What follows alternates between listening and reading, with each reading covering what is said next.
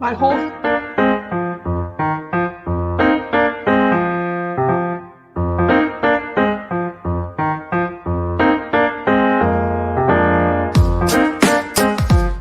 neighborhood beautification. That's very important to Detroit. It's very important to block clubs, organizations, and people who live in the community.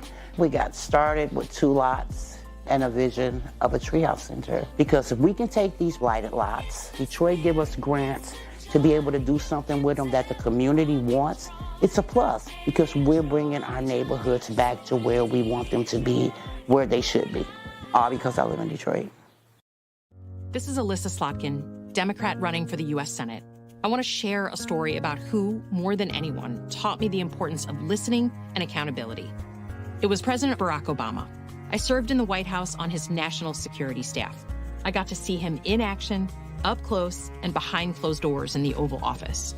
First, he was brilliant, and therefore demanded people really knew their stuff. It was President Obama who grilled me on issues and demanded accountability on what we said and did. That commitment to accountability is exactly the approach I use today, listening to our communities. It's why I've written an opportunity agenda with detailed plans to strengthen Black businesses, increase Black wealth, and provide real opportunities for our youth. Because, as President Obama taught me, you better say what you mean and mean what you say. So that's why I approved this message. Vote early or on August 6th for Alyssa Slotkin, Democrat for U.S. Senate. Paid for by Alyssa Slotkin. Good morning, everybody, and welcome to another episode of The Week That Was. My name is Saeed Khan, who recently became identified as being South Asian. I was really identifying more with being from the thumb of Michigan, but, faked it for a long time. So here I am, but not running for vice president or president either. Well, it has been yet another very interesting week. It's always said that August in an election year is the month where it can be sleepy, but something can happen.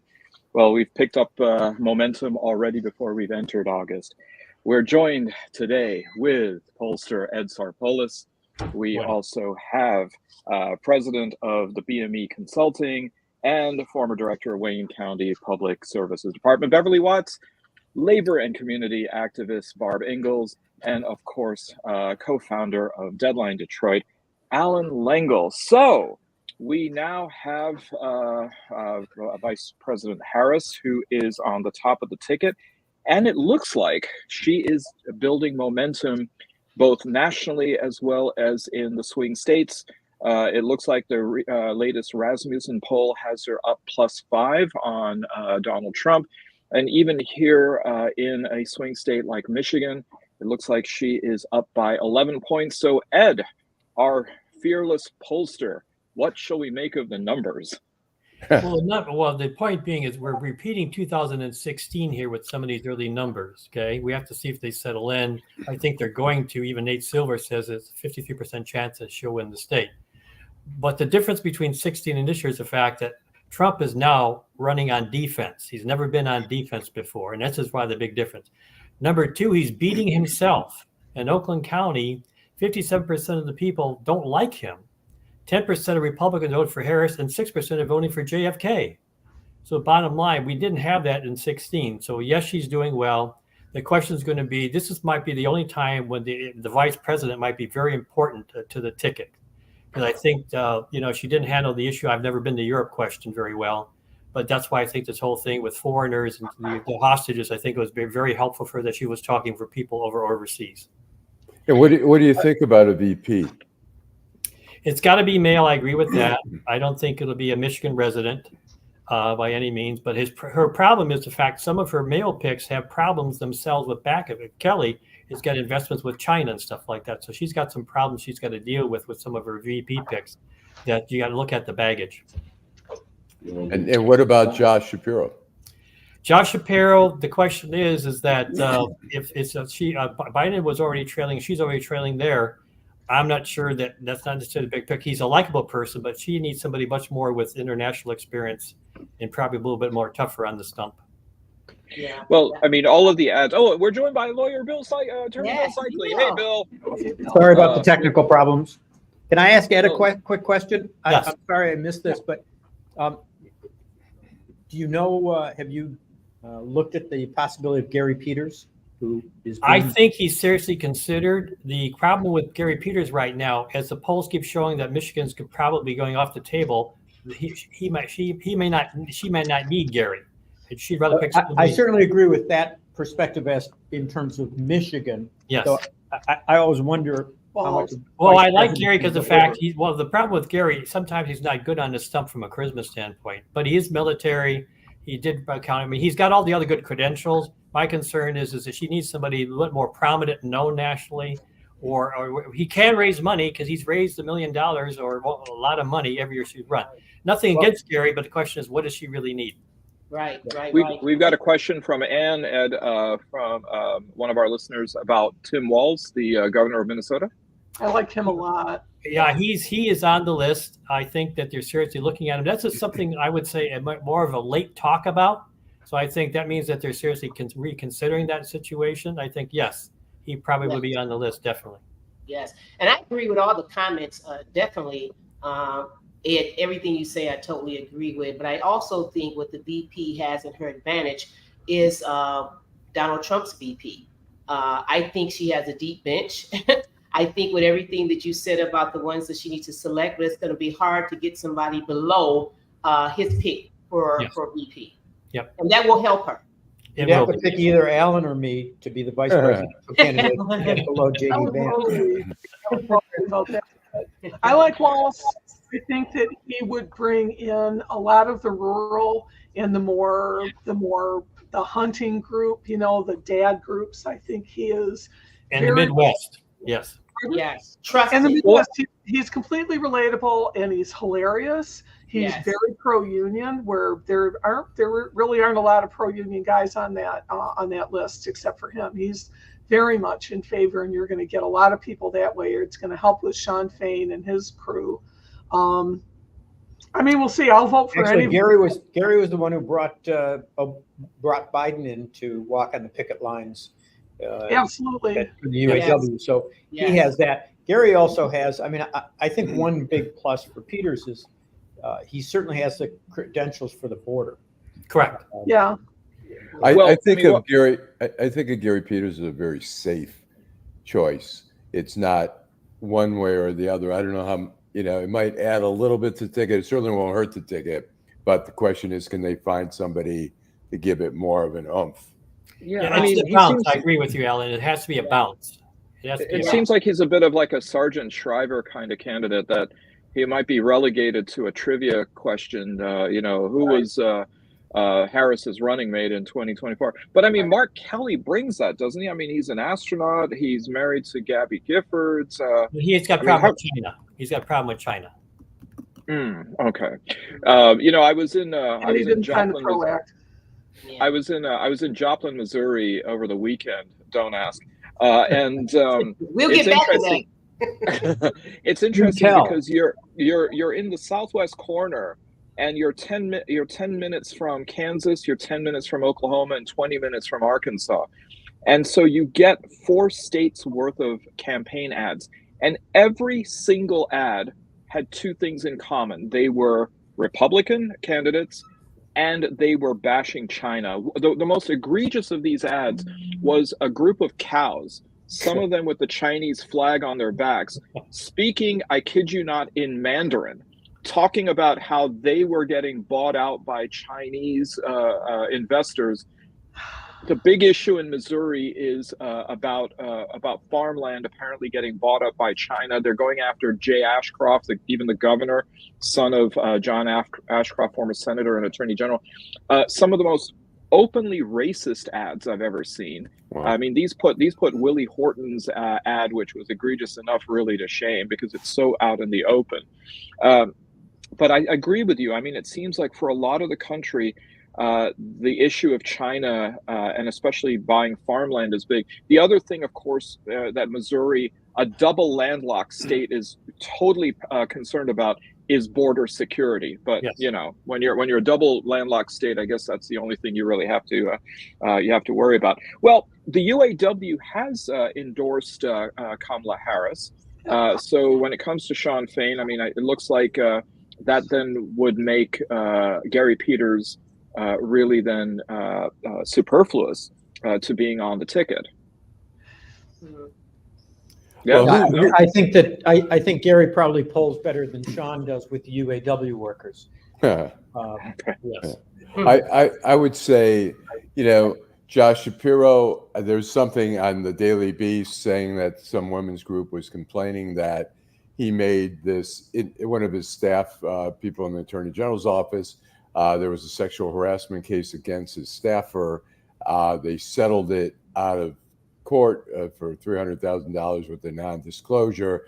And now the woman is like, I want to be able to speak out. And he, you know, had a non-disclosure there. And this women's group said, you know, screw Shapiro. I don't know if that's enough to knock him out. But I guess the question is, could this country handle a black and a Jew together on a ticket? And I think what we're facing with on the other black, side, black Indian and Jew, yeah, black Indian and Jew, opposed to the other side. I think that's where the country is now. If you're saying protect our democracy, I think they're not going to be concerned, as the numbers and momentum have shown us in the last couple of weeks, that the alternative is just not an option.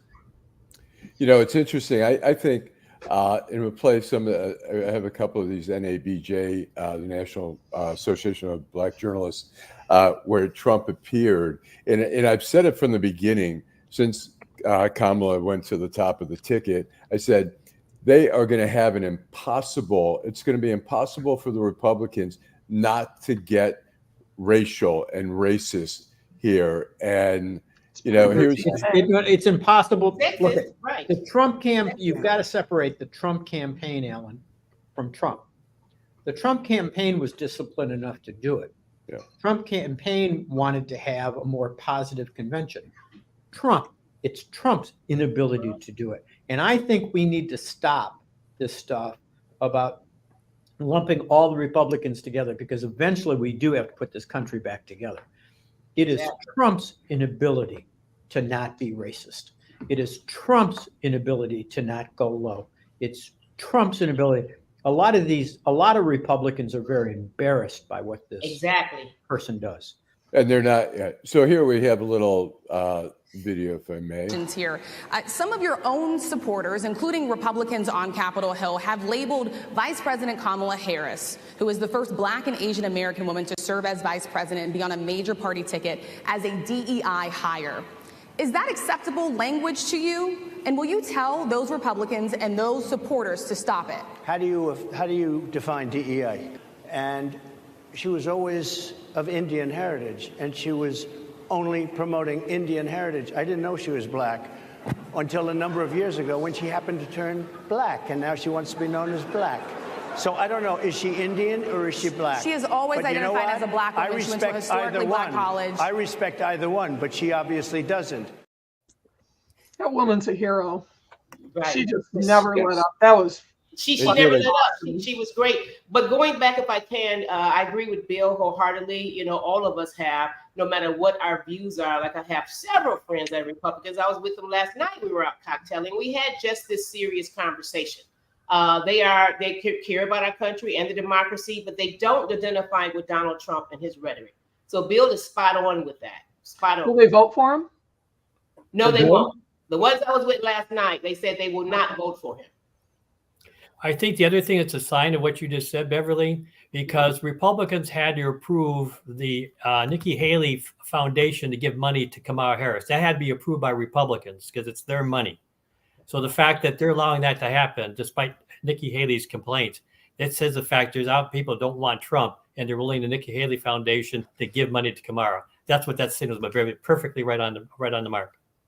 Well, what's interesting about that, Ed, is that Nikki Haley, born Namrata Randhawa, actually did go to great pains to conceal both her Indian heritage and her past religious heritage as a Sikh. Nikki Haley was reborn as an evangelical Christian. So this whole idea about concealment of ethnicity, I mean, I find what Trump did, I mean, obviously odious regarding Kamala Harris, and of course a blatant lie. But the fact that this is simply a 2016 playbook maneuver to show Kamala as being foreign to the Black community, whereas with Obama he was making him Kenyan, it's just mystifying. And I guess the question that I have with that is it working? Are these attacks are they working now? Is there a fatigue to them? Are people starting to roll their eyes? Is it overplayed?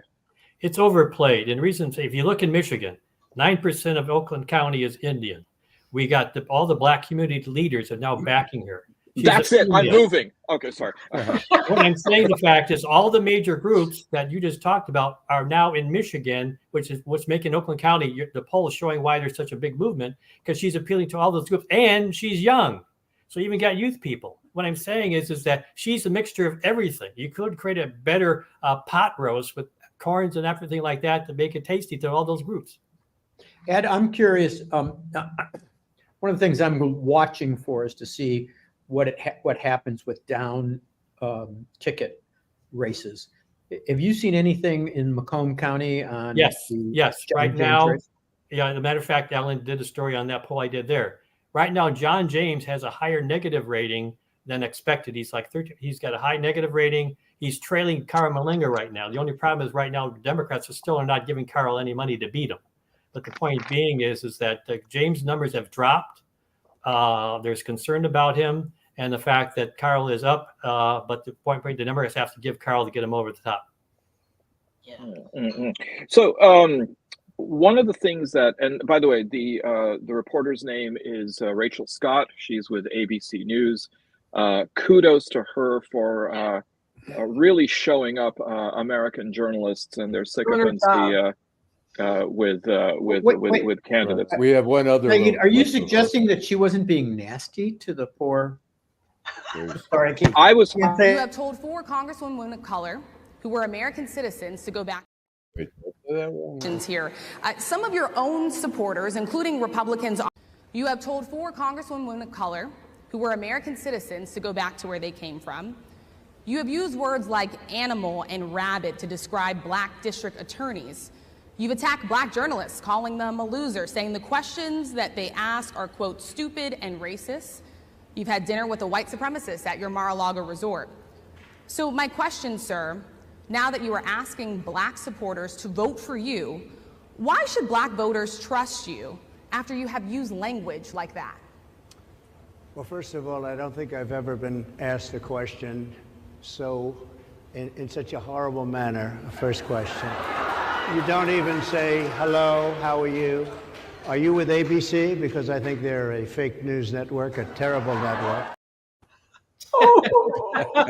Hello. SNL couldn't do better. They couldn't do better. I think this is the best thing that's happening. This is the best thing that's happening for Democrats. Yeah. We could not ask for more. Let's not try to stop this. Yeah. Well, first of all, Republicans are pulling their hair out. Who allowed him to go to that event? They're right. Who signed off on that event? Who did that? Because you know what? He's the best president for Black people since he's Lincoln. Practically Black. Which he told them. I mean, it's so great that he went before this audience thinking he could snooker them. I mean, here's an audience of journalists who are, normally are, journalists are pretty sharp, pretty skeptical. And he went into the Lions. Yeah. Well, I don't know how much to say. We're amazing. But, it's a group of smart journalists who are like, don't bullshit us. You can go out there, on the street and bullshit people, but you're not going to bullshit us here. And we're going to ask questions. I cut off the tape, but when he's asked about the DEI, thing, he just keeps saying, well, what is that? Please explain it. He won't answer any questions. When he was asked about whether he'll pardon all the people from January 6th, he's like, well, did you see the other day that, they were protesting Netanyahu and they were spray painting on the limestone and what's going to happen to them? It's like he will not answer a question. So it's so great that journalists, I mean, I've seen some like a Meet the Press or something where, they keep going at him and then they go, all right, let's move on. but they kept at him, and it was great. It was just a great I think the best interview. strategy, because the best thing also the VP has in her favor is you don't have a lot of time. You're approaching, under 3 months, but the best strategy is just to keep a microphone in front of that guy's mouth and his VP. That's the best strategy ever. I agree, Beverly, but they've got to do better than that. And that's where, I've been so impressed by Kamala Harris. She's been up to this point perfect. It's not enough because other people have allowed him to speak and it's backfired. I think you also have to have a candidate who's willing to respond to him in the right way. So her response to all this noise was magnificent. Her response was, the American people deserve better. Yes. This is the same old, and the American people deserve better. She didn't take it. She didn't personally. She didn't rise to the bait. She really, from a political point of view, handled this in the best manner possible. So, and let me just make sure you understand here. I'm not saying she stayed mute on the other side and let him just add at him and his VP. She's been remarkable. I have this past week, like most people, been a part of a lot of the calls. I crisscross, especially the ones with the young Michiganders. I peeked in on that call and different ones. Everyone is energized and energetic, and she had a message for everyone. The speech she had in Atlanta was just perfect. So what she's doing is staying on point. She's talking about what matters to this country, what she thinks matters to the American public, and really the seriousness, whether it's talking about foreign affairs, inflation, our democracy. So I think you're right, and she will continue to do that. Something else, Beverly, I think is very important, what we didn't see in 16 or 18. This is the first candidate that we don't have to bow to Bernie Sanders, because Bernie Sanders has already been sidebarred by the young people already. Because Bernie Sanders feels alienated that he can't be more of a playful figure in this presidency, because he already left him. I'm gonna jump in for Bernie. A lot of the good things that Joe Biden did was a complete result of the pressure of the people that were supporting Bernie Sanders and Bernie himself, and I think that it helped his presidency.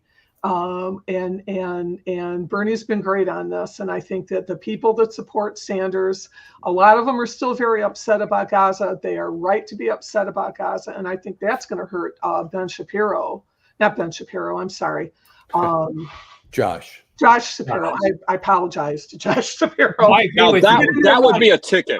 That would be a ticket. No, I couldn't be sorrier to mess that one up. But I think that is something that we have to remember, and I will go to my grave supporting Bernie Sanders for everything he's done for the Democratic Party that he's not even a part of.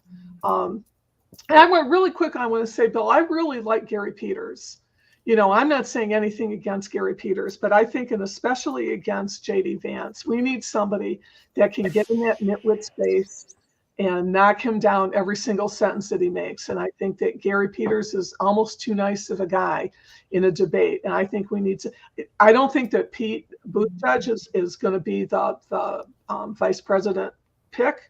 And I think he knows it, but boy, he would be great because he can. Oh, he's very good. Cannot get that. Yeah, he's great. Can I say two things to that, Barb? I agree with you. Look I'm personal friends with Gary, and the idea of having a personal friend on the ticket. Very exciting. Cool. But that means that we can all be on the ticket, right? We can all be on the ticket. We can ride on Bill's coattail. And I love him as a person. I think he'd be a great. I think he'd be a great candidate. But one of the reasons that I think he'd be a great candidate is he presents a far more moderate view than Kamala, which we've got to appeal to moderates. Secondly, he is year after year after year, almost every year. I know the last 8 that he's been in the Senate, he has been voted or determined to be the most effective member of the Senate. He works across the aisle. More bills that he proposes gets passed. So he brings that appeal. Now, in my little Walter Mitty, I know that the younger viewers don't even know who that is, but Walter Mitty fantasy life, my ideal person to debate J.D. Vance is our guy. I mean, the idea that a gay man who's a former Marine would go against the guy who was in the military in the as a reporter. I just love the idea. If Pete debated him, it would make me very excited. All that's fun and stuff, but I mean, I also think that Gary brings a broader swath of international relations. He has the experience for sure. Yeah. Allan, I'm sorry. Can I ask one other question? Can I just make this in? So all the vice presidential contenders have canceled their schedules, and Kamala has canceled her schedule. Anybody's got a guess on what's going on there? I think they're all canceling them. I think it's, people say, oh, they're doing it in Philadelphia. Josh Shapiro has canceled his trip. It must be him. But I think Philadelphia is like, the land of liberty, all that stuff. I think a lot of politicians like to launch things from there. So I think Josh Shapiro, who knows? I mean, there was a story in the Daily Beast saying that he was had not done enough to cover up. He had a staff member in the Attorney General's office that had a sexual harassment case. He settled it, non-disclosure, and the people are saying now, the woman's saying, I want to speak out. He won't let me speak out because there's a non-disclosure there. So they're trying to sink him on that, and it may be enough. Besides, I think the factors are, look, Jewish, gay, those are factors that people may not talk about publicly, but they have to be talked about privately in terms of selection process. What's the best political move? I mean, wouldn't absolutely the best political move possible to be a consensus builder for Harris to bring all these candidates together and say, I have an embarrassment of riches. Right. And I need your help. Who do you guys think? Who do you guys think ought to be on the ticket? And I mean, it would do two things. One, it would ferret out some of these issues. But secondly, involved in that process, what she needs more than anything right now is for everybody to be a surrogate. And all of these people are great surrogates. If you're involved in that process and she's saying, I'm happy with any of you. Well, that's why they may be canceling everything, because they want to do a consensus presentation when she announces that they're all there supporting her. Yeah. Right. Yeah, Right. That's what I would do for eyewash, is get them all there saying, we're consensus, we're happy for the pick. There's a lot of good choices. The question is in the end, there's got to be somebody that she feels comfortable with herself. Right. I think we keep forgetting about that. It's who she's comfortable with, because sometimes the surprise pick, when you think about when Obama picked, or when you look at George Bush, you look at all the presidents, it ends up with somebody that's least expected because that's the one they're comfortable with. Yes. Yeah. You think McCain regrets not being comfortable with Sarah Palin? Yes. Yes. That was forced on him. That was definitely. We're all uncomfortable with that one. Yes. My mother had a great line with Sarah during the election. She said to me, my mother's from Europe, and she said, you know what? That Sarah Palin thinks she's a big shot, but you know what? In Alaska, even I could be a big shot. I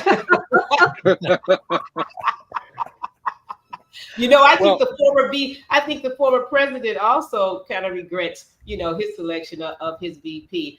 My stance on who the pick would be, Bill, of course, like everyone has said, I know it can't be, but I wish it could have been picked up, leave the gender out of it, because it's a lot of female qualified VPs, but we know that's probably not going to happen. By the way, I mean, is Admiral Stockdale still around? Just asking for a friend. Just checking. By the way, Allan, you have to make us all a promise that if you ever get to interview Trump, you need to start, just so that it gets everything out of the way, with the following lines: "Hello, I love you. Won't you tell me your name?" Yes. Give him tea and crumpets. You have to present him with that. Yeah, that was the one mistake that Rachel did, because obviously that's what upset Donald Trump. Absolutely. But one of the things you mentioned, Ed, was regarding Kamala Harris's acumen, particularly on the stump, but also her skills for debate. Alan, I think we've got a video clip about Trump and how he feels about debates. About Donald Trump, he agreed to that previously. Now it appears he's backpedaling. I want to do a debate, but I also can say this. Everybody knows who I am, and now people know who she is. Then why not debate her? Well, wait. But because they already know everything. The answer is yes, I'll probably end up debating. But I can also make a case for not doing it. It sounds like Trump just lost a debate with himself. Wow. Well, I mean, this sounds a lot like his saying that he was going to testify in every one of those cases and leaving himself that kind of wiggle room. So tell me, how do you think a debate would shape up between the two of them? Personally, myself, I think it's something that she can hold him down, because how does he attack her as a female? Because he has all this stuff, all these charges he has. I think it's pretty hard for him to really get the offense on him if she keeps strong as she's done in past debates, especially when she was in California. I think it would be very fun to see, because the fact she can hold her own ground. He's tried during the NABJ thing to talk about. I guess apparently she didn't pass the bar exam the first time, but she passed it the second time, which is not that uncommon. That actually, for California. How many times right did he get? Yeah, how many times did he pass it? Oh, okay. What is his educational background? Right. He can pronounce 5 names backwards, because remember he tested for dementia and he passed. Yes. And you know, he's never allowed his academic transcript to be released, even though he dogged Obama to see if he even attended Columbia. So. I remember what it was like to watch him with Hillary Clinton, and it was really one of the most shameful things I've ever seen in my life, the way that he stalked her around the stage and towered over her. Allowed to do that. But I agree with what Ed said. She'd kick his ass. I think that's what I was getting to, I was really going to get to that. I think enough time has changed, or enough time has gone by. And she's taller than Hillary. But this is a guy that's he's completely unrepentant. All of these things, he denies that he's unrepentant. And I'd like to see, Kamala turn around and just give him one right in the lower tie. But that won't happen. That's like a dream. But I think she can take it. And I think that's, and I know Hillary will be at home going, get him. Yes, I disagree. I think giving him one in the lower tie, I'm going to remember that line, Barb. It's a great line. There you go. but I think that the beauty of Harris's response has been to laugh at him. Right. And to say, really, Donald, this is the best you have. Let's talk about the issues and pivot to the issues. I think she's great at it. And I think that would cause him to have a meltdown. Right. And she'll treat him like a convict. She'll treat him like a felon. Right. Exactly. They have to keep him. They have to keep him behind his microphone. A weird felon. I think she would call him a weird felon, because you know how he likes that word. But I want to pick up on one thing before we go to our commercial break, and that is the issue of Hillary Clinton.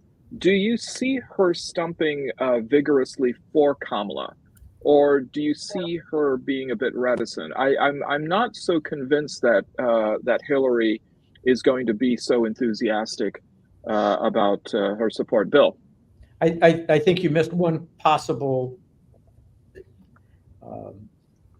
additional question there. Does Kamala want her out stumping hard for her? No, only in selected areas. Right. Right. I think Ed's right on. And I think that I think one of the great parts about this race, and look, I was a Hillary supporter. So after I was a Bernie supporter. And so I don't want to say anything to demean Hillary Clinton, but she had some political weaknesses that I think had to do with the era and had to do with stereotypes about women and how she responded to them. Kamala does not carry that baggage. That's what makes her such a great candidate. She does not scowl. She's not afraid of Trump. She'll stand up to Trump. She'll laugh at him. She won't take offense. So I think that Hillary will help. I think she'll do everything she can to help. But I do think that to have her out as one of the main surrogates would be a mistake. Yeah. I can't see that either. I totally can't see that. The other night on one of the calls with BP staff, rising star Chelsea Clinton was on and speaking. Definitely. And she was amazing when she spoke. And she said, of course, you know, she's 100% committed with the young people, but I mean, she's on board 110%. But I think opposed to Hillary, I think Chelsea, because she's going to be very engaged in this process, as she stated the other night, and her speech was powerful and her message was very powerful. So you're going to see a lot of Chelsea Clinton between now and November. Well, Trump has already lost 2 endorsements. One is white supremacist Nick Fuentes, who had dinner at Mar-a-Lago. And the other is a Wisconsin killer, Kyle Rittenhouse, who apparently is so upset at Trump, he's going to write in Ron Paul, who also I didn't realize was still alive, but okay. Wow. So and he lost his nephew. He also lost his nephew. And he lost his nephew, Fred Trump III. That was a terrible, that was an upsetting story to read. God. So the hits keep on coming. So let's go to a commercial. And I want to say, I preface by saying, since Nancy is not here, when she hosted the show, she admonished me for when I wanted to play a Mad TV clip of The Sopranos. So she's not here. So maybe near the end of the show, we'll play it. Neighborhood beautification. That's very important to Detroit. It's very important to block clubs, organizations, and people who live in the community. We got started with 2 lots and a vision of a treehouse center. Because if we can take these blighted lots, Detroit give us grants to be able to do something with them that the community wants, it's a plus because we're bringing our neighborhoods back to where we want them to be, where they should be. All because I live in Detroit. This is Alyssa Slotkin, Democrat running for the U.S. Senate. I want to share a story about who, more than anyone, taught me the importance of listening and accountability. It was President Barack Obama. I served in the White House on his national security staff. I got to see him in action, up close, and behind closed doors in the Oval Office. First, he was brilliant, and therefore demanded people really knew their stuff. It was President Obama who grilled me on issues and demanded accountability on what we said and did. That commitment to accountability is exactly the approach I use today, listening to our communities. It's why I've written an opportunity agenda with detailed plans to strengthen Black businesses, increase Black wealth, and provide real opportunities for our youth. Because, as President Obama taught me, you better say what you mean and mean what you say. So that's why I approve this message. Vote early or on August 6th for Alyssa Slotkin, Democrat for U.S. Senate. Paid for by Alyssa Slotkin. Well, I just want to let you listen, know. Hold on, guys. I've got a text from Nancy, and she says, if you let Allan play that clip, I'll cut off a part of your anatomy that I really like. So, Allan, please. I just got a text saying she may join us, so we may have to abort till the next time. All I know, Bill, is you might get to use that phrase "lower tie" one more time. Sooner than you thought. By the way, I also just, on a personal note, I just want to let everybody know that I'm 4,019th in line to get Jack White tickets for his show Monday at St. Andrews. So I've got no chance in hell of getting it because I don't even think the capacity of St. Andrews is more than like 1,000 people tops. And that's if you break the fire code. Did you get the free album? No, I didn't do that either. So, yeah. Well, they do have a tent outside now. Maybe you can get under the tent. Overflow. Yeah, I have a feeling I'm probably going to spend Monday watching the Olympics. And speaking of that, I thought he did a great job at the train station. He was one. Yeah. Performer. I thought he was really good. One of the things that if you've been watching the Summer Olympics from Paris is every crowd is now chanting the musical riff from Seven Nation Army. It has gone completely global. It has taken over Ole, Ole, Ole, and any of the other chants that are out there. It's just a wonderful moment for Detroit cultural influence around the world.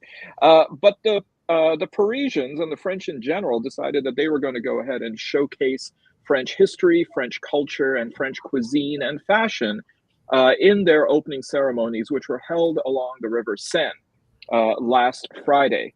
And apparently some of the various things that were shown were not to the liking of particularly Christian viewers. who were deeply offended, particularly by three different incarnations there. One was what they felt was a horse and a lady on a horse coming out of the Seine, which they then said was the pale horse from the Book of Revelations and Armageddon, which they felt was blasphemous. Not realizing, of course, that that was actually Sequana, who is the mythical French horse and goddess of the Seine, going back to even pre-Christian times. Then there was what they accused the French of doing, is mocking Jesus through the Last Supper, which, by the way, I didn't realize that Da Vinci's portrait was an exact representation of what was actually a Seder on the day before Good Friday, claiming that this was just, again, excessive, not realizing that that was actually a depiction of a Bacchanalian celebration. And then there was a punk band or a death metal band, which they claimed was satanic, when actually they with the beheading of a woman, which was actually Marie Antoinette. So this has, of course, got everybody in a particular amount of anger. The hypocrisy, though, of course, is on the part of the French, who apologized if there was any offense caused. A nation which has banned its own athletes from wearing the headscarf in order to participate and perform in the Olympics, because that would be too religious, or perhaps the wrong kind of religious. So, thoughts on the Olympics in general, and thoughts about the opening ceremonies? Well, like you, the Seine thing, I thought was fantastic. The whole river ride and getting up and coming on shore, I thought that was fantastic. And I thought Sion DeLong singing the song, I thought, yes, to me, that was so heartwarming. And even the people commenting it were just so amazed that she came back to all these illnesses, and it was fantastic. I think that topped it off. That was fantastic. That was stunning. Yeah. To me, actually, Ed, I forget her name. It's Achel. I can't remember the full name. The opera singer who sang La Marseillaise from the top of the building. That blew my mind. Hey, we are joined in the center square by veteran journalist and Mad TV phobe Nancy Derringer. Mad TV phobe. I was never a fan of Mad TV. It was never my thing. I was always. Were you also not a fan of the magazine? No, I love the magazine. The magazine was very funny, but I never thought the TV show. The TV show had the same vibe. I almost got a job there, right, as a writer. And they had the death of one of their actors last week. They had the death of one of their black actors this week too from Mad TV. So who was that? The black lady. I can't remember the young lady's name, but I remember reading that very quickly. So. Oh, okay. Okay. Hi everyone. Nancy, Sorry, I'm late. What did you think about the opening ceremonies and the controversy regarding the alleged blasphemy against Christianity? Can I just ask, why are religious people somehow protected from offense? Every single day I see something that offends me. Do you hear me making a big fuss about it? No. Huh? Well, wait a minute. Well, here, yeah. But I think it was, I mean, who cares? Ultimately, it was a few second shot in the, in the opening ceremonies, and the whole thing went on. There were all kinds of other things that we saw, and I thought it was a beautiful opening ceremony. I thought it was certainly the most imaginative, and it used the space, as we say. And the whole Olympics so far are using Paris in beautiful, beautiful ways. So I didn't have any problem with it. Especially with the E. coli still infested waters of the River Seine, in which I saw those triathletes. I was like, the Belgian triathlete actually said that there were things that were brushing up against me under the bridge that I don't want to talk about ever. It's probably just weeds, but yeah. Well, this despite the fact that Paris spent $1.5 billion trying to then make it swimmable and clean enough. But I think there's some debris in there from when Jean Valjean dropped the deuce. So it goes back a long way to bring in Les Mis in a very no wonder there was a throw up way. There were several, but let's go ahead and focus on two real mensches, Snoop Dogg and Flavor Flav. Flavor Flav bankrolling the entire women's water polo team, and Snoop Dogg just for being Snoop. He actually now has his own Olympic pin where he's smoking and 5 Olympic rings are coming out of his mouth. I saw that. And my question is, when did Snoop Dogg become this cuddly, like, cartoon character? You know, Martha Stewart. Martha Stewart. Martha Stewart. Well, but it's funny because I think for the opening ceremony, my husband, you know, it was happening 5 hours ahead, and some stations had it carried live. 6 hours. Yeah. 6 hours. And so my husband was buying liquor that afternoon, last Friday afternoon, and he said they're in the liquor store and they had it on the live feed, and he said, "Is that Snoop?" And the guy said, "Yeah, he's best friends with Martha Stewart now." And you know, one of them has been to prison, but not him. Not him. Not him. No, he was on an interview and they asked him that, and he said, "You know, this stage of my life, I'm just about love." Yeah.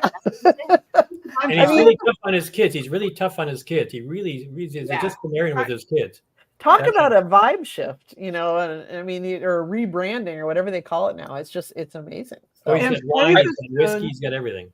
Yeah. Flav has been helping out other Olympians because, you know, just because they're competing doesn't mean that they've got a lot of money. And there was not just a swim team, but there was another person that was saying that they were having a hard time affording anything there. And he said, "Just DM me." And he sent her enough money. Send me your Cash App. He sent her enough money though to cover the entire every cost on this trip. Now, I'm not so sure about Flavor Flav. I'm baffled on that. I don't know. Yeah, Flavor Flav. It's I mean, women's water polo. What a strange. Right. That one is an odd one. Yeah, exactly. It is one of the most demanding sports because you are treading water the entire time. Exactly. And I think for somebody like Mr. Flav to actually highlight and delineate this as a sport, I think he deserves a Medal of Freedom. I think so. And then they wear those caps with the ear protection because those balls, they are flinging them hard. And I mean, it's very taxing. It's like artistic. Get all that. I just still don't see the connection. Flavor Flav. I thought the better lifesaver, I think the other better lifesaver was the guy in the audience wearing a Speedo jumped in and got the hat for that swimmer and brought it back to the surface. I'd have a Speedo on just in case. I'd say the gangster of the Olympics so far is the Turkish sharpshooter who won the silver. Who didn't have glasses, didn't have earmuffs, put his hand in his pocket, had a regular T-shirt, and won the silver. Right, and apparently his entire impetus for being a sharpshooter was spite because of getting a divorce. No, and so that's been debunked. There's some. Oh, not on this show. We keep the urban legends going. And in fact, next week we're going to have Richard Gere here and the gerbil. Okay, Nancy, this is our version of alternative facts. Okay, all right, whatever works for you guys. Clearly, Nancy, you're not fluent in Turkish, so you know. He was wearing what do you call it? He was wearing plugs. He's wearing earplugs, but he didn't have the big muffs on. He didn't have the weird glasses that the rest of the guys were using, and he kept his one hand in his pocket. And I read an interview, not an interview with him, but just something that had a quote from him, and somebody asked him about that, and he said, "I'm a natural. This is my talent. I'm a marksman. You know, I'm good at my job." And then I saw he won silver. That was, you know, he's a mechanic. He's a mechanic. He's not even in the ammunitional arts. He's got a good sense of he's got a steady eye and a steady hand. So there we go. So this is a bit of a difficult pivot, but I guess there's no easy way to do this. Over the past few days, there have been 2 targeted assassinations, ostensibly by Israel, although Israel has not confirmed nor denied it. One in Beirut with the Hezbollah political leader Fuad Shukr, and in Tehran, Iran, the political leader of Hamas, Ismail Haniyeh. This, of course, has now put into doubt not only the prospects of a ceasefire, but as some analysts are contending, Israel's commitment to seeing a ceasefire in this. Any thoughts about the implications about this, and whether, as some scholars have and analysts have pointed, is this a way to draw the United States further into the Middle East conflict? Well, first of all, I think this morning he did mention Israel did admit for one assassination. He didn't, they did deny. They denied all of them. But the bigger war, I think so, because when now you got Turkey threatening to invade Israel, I think there is just a wider problem out there. I think needs to be addressed. And I'm not sure if it was about invading, but certainly supplying weapons. Yeah, so, okay. But the way he's saying off, it could be read either way. But I agree with you. Yeah. But drawing American, you got to remember the big issue here is it's been announced within 2 weeks that Iran's going to have the nuclear bomb. So the question is this a setup to give them a reason to go blow up that whole bomb center? Well, we've seen there was the incident at in the Golan Heights where there was the targeting, it seems, of a group of school children playing soccer from the Druze community. Yes, from the Druze community, and so this has certainly evoked a lot of speculation about whether these are in fact provocations that Israel has been seeking in order to broaden the war more regionally. I think that's possible. I would say that's probably a fair thing. I think the Hezbollah hit, and it was supposed to be in retaliation for the soccer field bombing. The Druze they're very loyal to Israel, but they're very fierce. And if there was not, the word is if Israel did not respond, that they would take it upon themselves to do something. As far as killing the Hamas leader in Iran, that's he was a negotiator for and I don't know how much influence. I think Sinwar in Gaza really is the decider on that. So I don't know in terms of the actual power balance there. I don't know that it matters, but symbolically it does.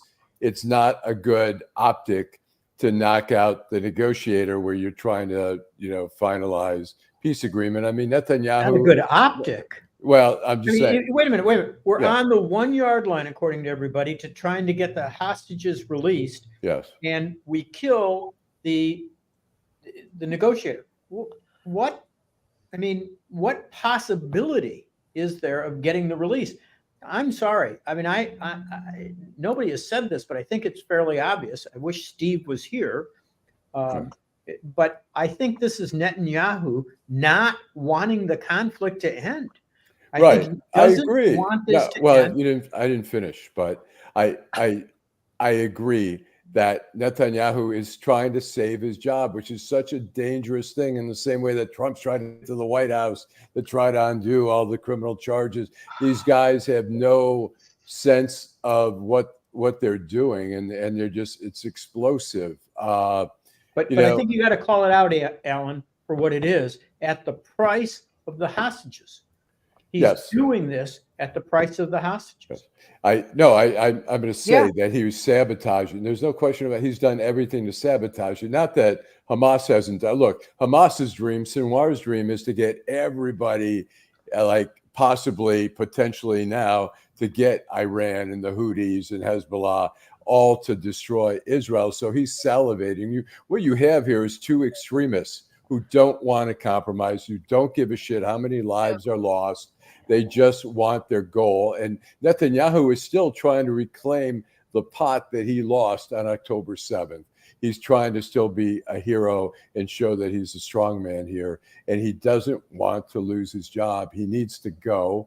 And it's horrible, because we're in a bad situation. And now there's no question Iran or Hezbollah or both are going to have to respond in some way. And the question becomes, look, if they respond like they did last time, it could be minimal. If there is a lot of deaths in Israel, it's going to be all out war. Israel's going to go into Iran. I don't think Iran will take the bait. They didn't take the bait with the U.S. when the U.S. took out Qasem Soleimani. the head of the Iranian Revolutionary Guard. Right. But I think there's another more problematic thing going on here. China went to great pains to bring the various Palestinian factions to the negotiation table, and were able to cobble out an agreement. The fact that this was allowed to happen, the question then becomes, did Israel go rogue and not notify the U.S. in advance? Or worse, did the U.S. Know about it? And even worse than that, did the U.S. okay it? These things have far broader concentric circles of problems when we're coming into looking at the geopolitics. Yeah, I think the Hezbollah hit, U.S. knew about it, and supposedly there was a $5 million reward. The U.S. the guy had killed U.S. soldiers, but the Hamas hit, I have a feeling they did not. I mean, why would they? I mean, the U.S. has been trying really hard to broker a ceasefire and a return of the hostages. It's just not a good. I won't use the word optic there, Bill, but it's not a good. It's sabotaging. I can't imagine I think they did it and then told the U.S. afterwards. And that's what the State Department came out and said. Not that you should ever trust that necessarily, but the State Department did say that they'd had no advance notice of that action. Which doesn't really make the U.S. look very competent if it can't keep its allies, or some would say client state, in line with correspondence. One last thing I'd like to I think Netanyahu thinks the bumper guards are gone. I don't think that he believes he has any constraints on him, especially during this presidential election, because now he's got he's trying to force Harris's hand, because she bashed him in the face on the whole Gaza thing so she can save her base. Then he's got Biden on the other side. Yeah, this is the perfect time for him to do that. He would love to see Trump in there. Yes. And so it's also, I mean, look, Netanyahu is a super bully. He tried to bully Obama, and Obama was just trying to be an honest broker. He and at some point tried to bully Biden, and Biden started pushing back. The U.S. is trying to be an honest broker here, and it's like it's not working because Netanyahu he's sabotaging every turn. Well, it's not working because they won't really do it. I mean, they won't say no to Netanyahu. That's why they can't be an honest broker. I mean, look, it's one thing to talk about it, it's another thing to do it. Yeah, world opinion sees the U.S. as not being really too much into brokerage these days, and certainly not being very honest about that either. So more to be seen. One last thing, though, I would like to touch on is the Michigan Supreme Court decisions that will affect the state minimum wage and also paid sick leave. In 2018, these were both passed and enacted, but because of Republican intractability at the state legislative level, they were essentially blocked, but the Michigan Supreme Court has now given them the go-ahead. Thoughts on what impact this is going to have for Michiganders and also for the upcoming election? Well, I think the issue here is the fact is that the issue of the on restaurant waitresses, on the minimum wage there, I think that's where the debate's going to continue on between union and businesses. And I think there was a compromise on that with the Supreme Court, because that seemed to move very quickly on the minimum wage thing for the people who serve us at our tables. I think that's where the sore point's going to continue. Okay, Barb? They claim that it's going to make food prices go higher and it's going to make restaurant prices go higher. Well, they blocked it from happening, and surprise, food and restaurant prices went up anyways. Let's see what happens. Corporate profits. Let's see what happens when people actually are paid enough to live on, because we all know with the working class people, every dime they get goes directly back into the economy. And hopefully it'll help. Yeah, and hopefully it'll help, because since post-pandemic, these restaurants, the ones that survive, there's a struggle to even have staff to work. There's a struggle. So hopefully, food's going to go up either way, because you don't have staff. A lot of restaurants don't open but now 4 days a week, and then they come in later the hours. So, hopefully this will help, have some of the staffing because they're struggling with staff. Does this minimum wage case cover tipped workers like wait staff? Yes, this is the one that's yes. Okay, all right. That's what the debate is, because they were let go from the wage increase. That's right. Okay. So this, yeah.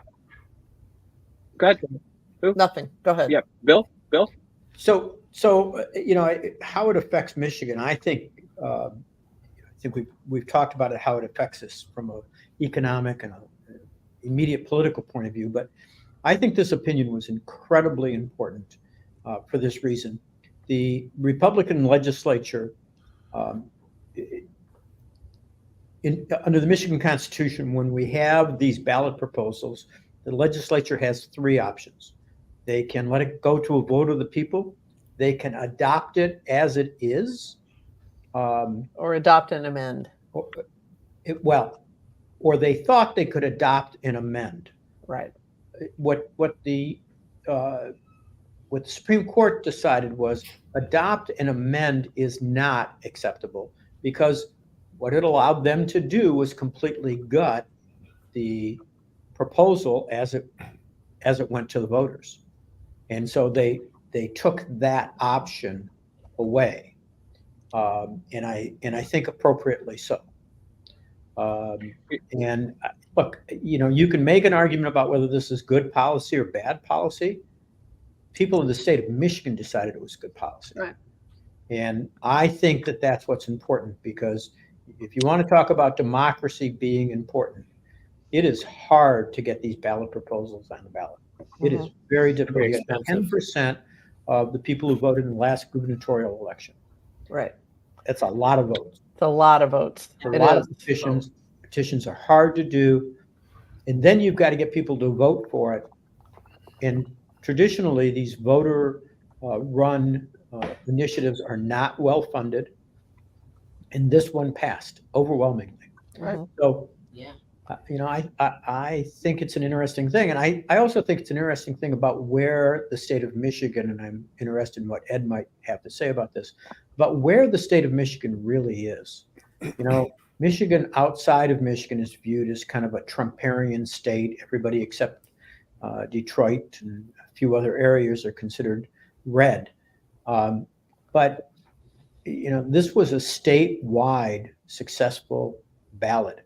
I think it speaks to where the citizens of the state, once you get away from the top of the ticket politics, really are at. So, well, if you notice something, when this whole minimum wage thing was done, business told the legislature, get out of it. Right. Because business knows they would lose it. There's no control of it. Okay. And so a lot of these lawsuits are, even remember the political director for the state chamber of commerce, Bob LeBrant, even came out against the Republican trying to overturn this thing because he felt it was improperly being done. Right. So, but Michigan is still a very purple state. It's a very close race, but Harris is now moving up the point that even Republicans are starting to pull money away from Mike Rogers because they're not very easy going to win. That impacts a lot of things. When National Party starts pulling money out of the state. Yeah, we do. Well, all I know, Barb, you mentioned about food prices going up. General Mills just gave out $300 million in dividends to its shareholders, posted a profit of $2.1 billion, and my Cheerios are more expensive. And you get less in a box. You get less in a box. When you work your butt off, and anybody that has worked wait staff, anybody that's ever worked retail, knows how hard you work. And if you work a full-time job and you work sometimes 2 full-time jobs and you still can't afford an apartment and you still can't afford anything, this is, and General Mills is making zillions of dollars, Tyson's making zillions of dollars. Something has got to give. And I think that this is probably the minimum wage should be higher now than it was when it was first passed, because everything is so much more expensive. It's still leaving you underneath the poverty line, but it's we have to do it. And those of us that can actually afford to go out and eat, And it's harder. It's a fact, but it's if you can't live on the money you make, what are we supposed to do? Well, matter of fact, the business committee said that the livable wage now in the United States is $63,000 a year for a single person. 63. Wow. 63. I'm not surprised. I don't know how the Dems can message this, but I do think it's important. Trump can't stop talking about inflation. Inflation. Price of everything. Right. But and especially when it comes to energy. But the 6 largest publicly traded oil companies made more than 70 billion with a B in profit in the last 90 days. Mm-hmm. So when you're talking about inflation, you're really talking about record-breaking profits.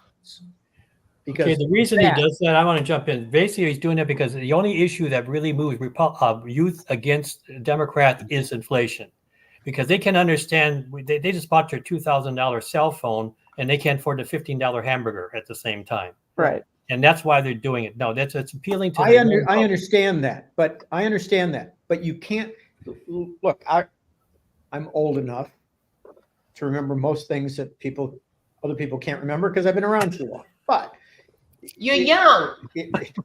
God bless you, Beverly. You're lighting Bill shows a purple haze. I'm surprised you can remember anything. But there have been times in our country's history where we have inflation and profits are falling off the table. I mean, there are no profits, and wages are down and inflation is up.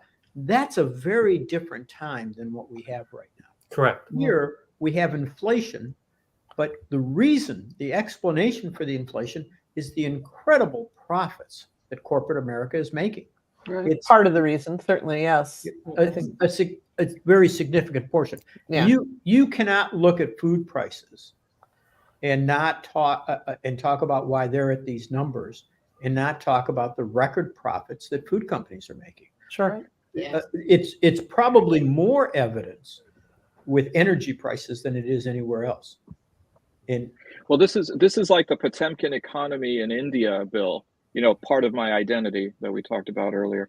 When did you turn Indian? Central or Eastern time, Bill? Which one do you want to know?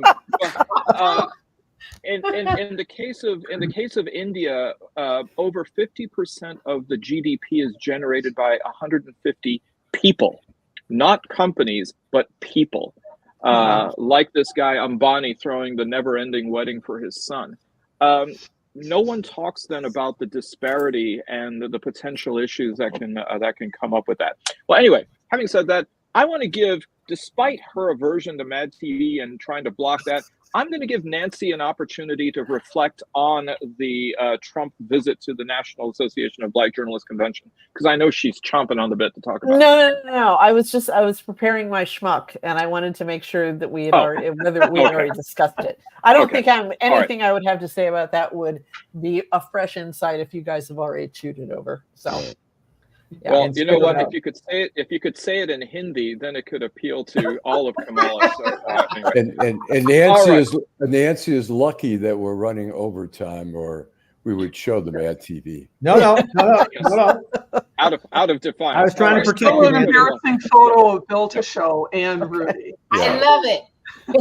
All right. The fact, Nancy, that you had to text Bill to go ahead and sell. You came to the rescue. I thought we were in the clear and said that. All right. We ready? Right. Yep. Downtown Detroit, Robert Wells, Schmuck of the Week.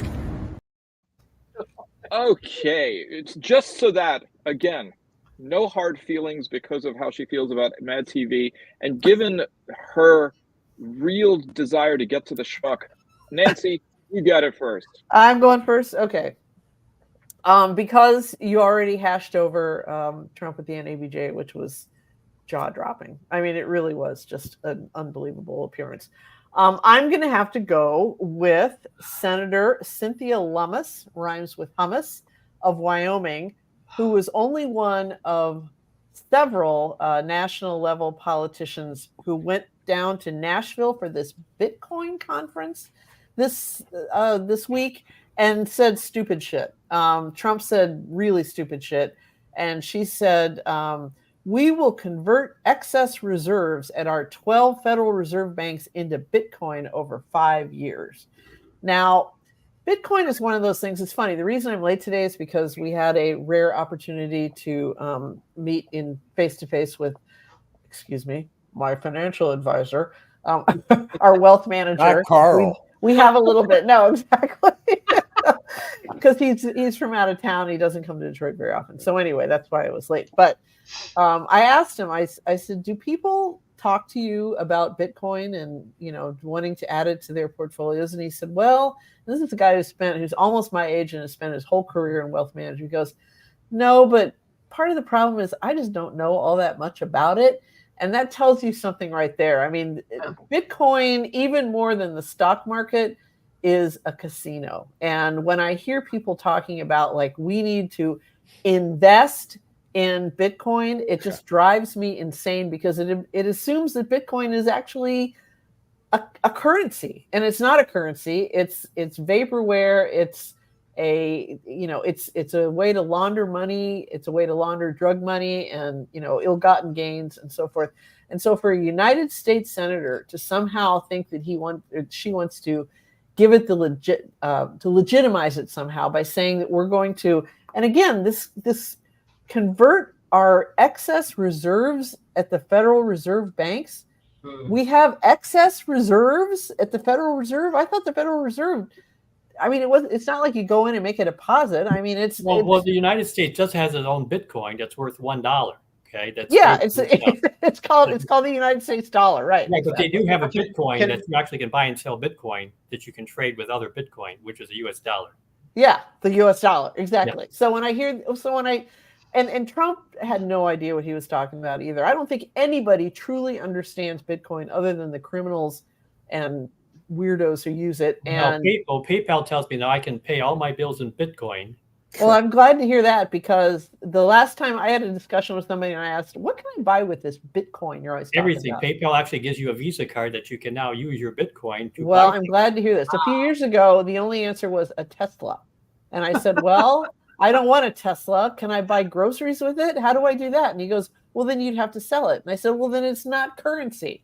It's a security, or it's that's how it works, because Visa basically sells your Bitcoin for you when you buy something with the card. Right. Okay, that's how that works. You have the Bitcoin, but then they basically sell off Bitcoin as you're buying things. Okay. Well, I'm stupid. I just want to chime in here, Nancy. I completely agree with you, but to protect my ethnic background, the fact that her name rhymes with hummus does not have anything to do with her ethnic background. I'm taking that from her Twitter bio, where describes herself as U.S. Senator from Wyoming. Lummus rhymes with hummus, so that's. Well, I wonder how she feels. She's not an Arab. I wonder how she feels. I wonder how she feels about them. But you people are such cynics. Growing up in the Thumb, this guy comes up to me and I sell him his cow for some beans. I mean, that was perfectly good currency. Really? I mean, yeah. What's wrong with all of you? Magic beans. So anyway, that's fine. All right, Ed. I have to go back to the opening of the Olympics, because the Olympic Committee really handled that whole issue badly. They weren't prepared. There was no forethought, and they couldn't give a straight answer. I think that's my schmuck of the week, because that went on for days. Okay, I can't believe how unprepared they were, to just deal with it and nip it in the bud and be done with it. But they didn't. That's my schmuck of the week. Okay. Yes, because the French are so punctual about getting to everything. Yep. I actually did love the very opening where you had the guy from Amelie show up at the stadium with the torch and there's nobody there, and then Zinedine Zidane shows up and says, yes, I'll take it from here. It was good. Beautiful. Yep. Beverly. Yeah, it was too many this week. This is the first time I was baffled on having a schmuck, but I found one, and we didn't get to it today, but Elon Musk and his retweeting of that parody of the VP. So, and violating his own rule on his own platform. So shame on him. He is my schmuck of the week and of the year. And I hope this type of rhetoric stays to a minimum during this election season. Bad chance. I know. Well, that's my schmuck. That and the terrible things he said about his own daughter. Yes. Just what an odious individual. So okay, Really Bill. Purple Bill. I agree with Beverly. We have an abundance of possibilities here. It's surfeit of schmucks. Yeah.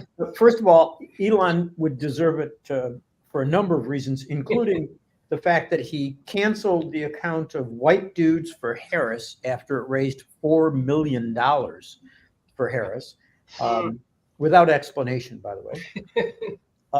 You certainly have Trump's appearance at the Black Journalist Conference. Another one of my big ones is Fox host, Jesse Waters. Now, I have to tell you guys, I don't watch Fox. As a matter of fact, I hold my nose occasionally just to see how they're covering a particular story.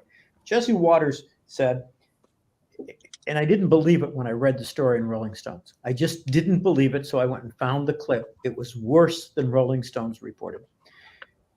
Jesse Waters said, men who vote for women can't understand why any man would vote for a woman, but men who vote for women, scientists state, tend to turn into women. They go transgender. I mean, this guy's nuts. Girl. I think they call it weird now, Bill. This is actually it's nuts with an F in front of it, but we won't go there. But wait a minute, can I change my schmuck? I want him to be the schmuck. Actually, I think that ultimately the schmuck of the week has to go to Bibi Netanyahu yet again for killing the person who they were negotiating with to get a return of the hostages, which I think ought to be one of the most important things we work on. And his desire to maintain his own power and ignore these people who were captured on October 7th is just mind blowing. It really is. And Bill, I do want to compliment you to your honor to Purple Rain by Prince. It has something to do with this light up here, but I'm not sure what it is. Well, you don't want it to be a controversy. But Barb. It was hard to remember what we've talked. It's just been a hell of a week. Right. Hell of a week. And I have a couple like everybody else because we're so far over anyways. Every journalist that went on and on and on about Biden's incapacity to do anything and how he had to jump just got some hostages released in a without having to pay a dime in what was just such a beautiful moment. There's Thomas Friedman, who whined that Democrats have to stop using the word weird when talking about Republicans, when fucking idiots seems too long to be on a house. Stick weird. But the one that really got to me was when J.D. Vance stood in front of the entire world and said that even though his wife wasn't white, he loved her anyway.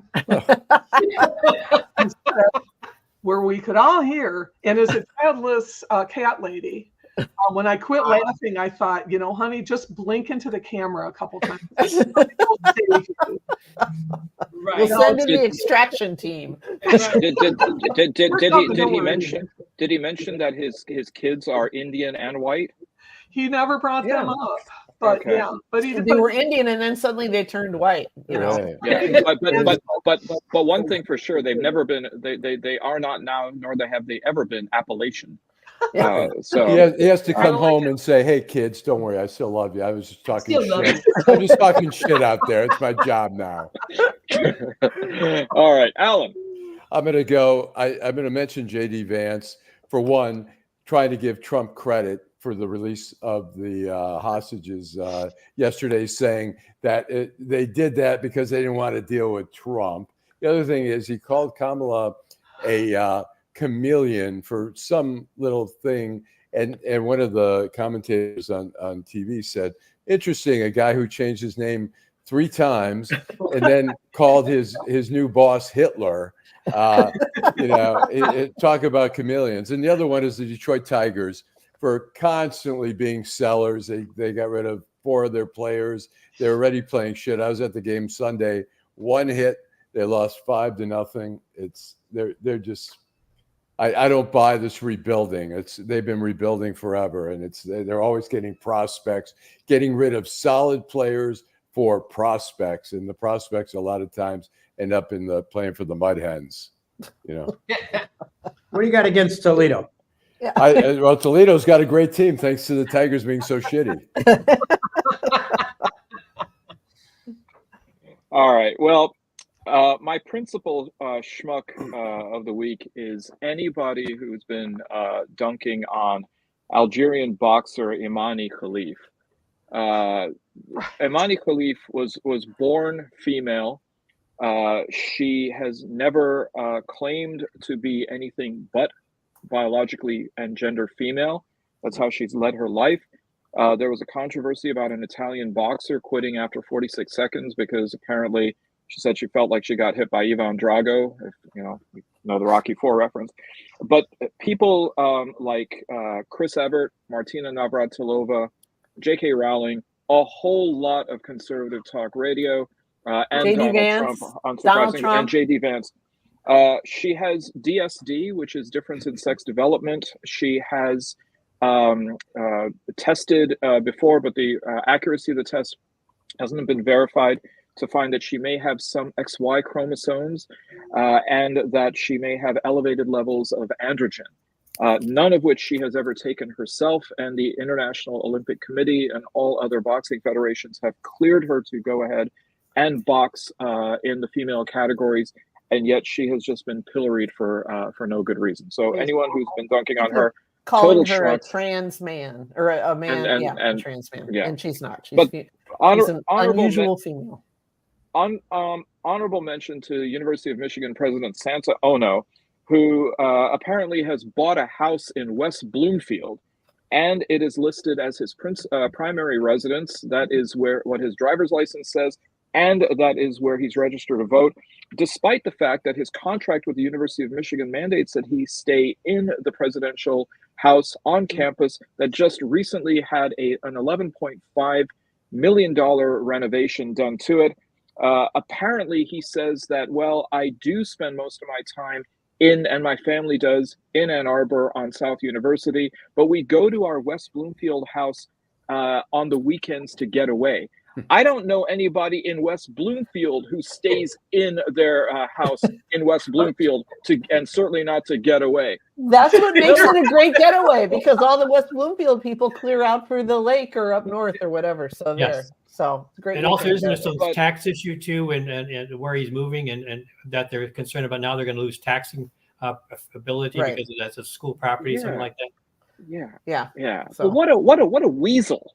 Santa Ono, you also are my schmuck. Well, listen, thank you everybody, both in our viewing and listening audience, and to all of my esteemed panelists for sticking around a little bit over time, but we had a very fruitful and very lively discussion. Joel Sklar and Steve Fishman couldn't join us this week, otherwise it would have been probably even more animated in many regards. But thank you, Beverly Watts. Thank you, Ed Sarpolus. Thank you, Bill Seikaly, representing the one leg on the three-legged stool of lawyers today. Thank you, Barb Ingalls. Thank you, sent the junior associate in. the Toledo Mud Hen. And of course, thank you. And with the last word, always, Allan Lengel. Drive home safely. Thank you, everybody, and have a great week.